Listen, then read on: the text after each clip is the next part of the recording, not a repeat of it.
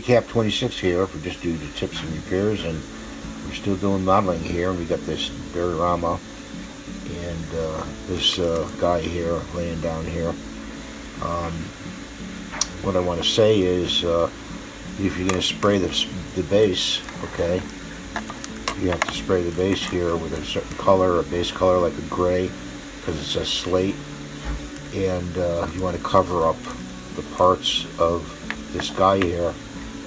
Pretty much you can work around with the airbrush to avoid spraying this part here, the body of it, and the post right here, and then you work in with details later with the brush for the drain right here, and this part here, and this face.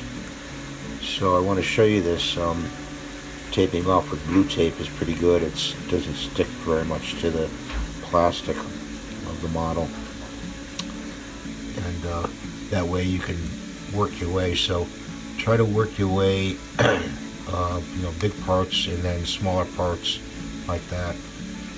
Big parts first, spray them to small, then spray this with the coat next, and then do the smaller details with a brush, and that way you can avoid a lot of overspray or mistakes. I mean, don't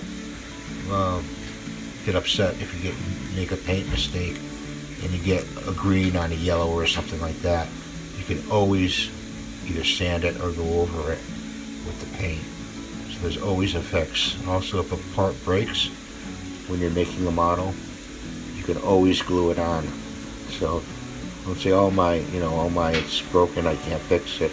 You can always fix it. You can always repair it. Even sometimes the paint scheme will even be better, getting back to the painting part of this model, when you make a mistake. So this is my tip for today, and I'm not going to show any actual airbrushing because I'm holding the camera. Yes, I need a tripod of some kind. Maybe you guys could suggest one. So thanks for watching and have a great day. Please rate and subscribe. Please ring the little bell for notifications to the right. And there's another shot of my paints over there and my little brushes.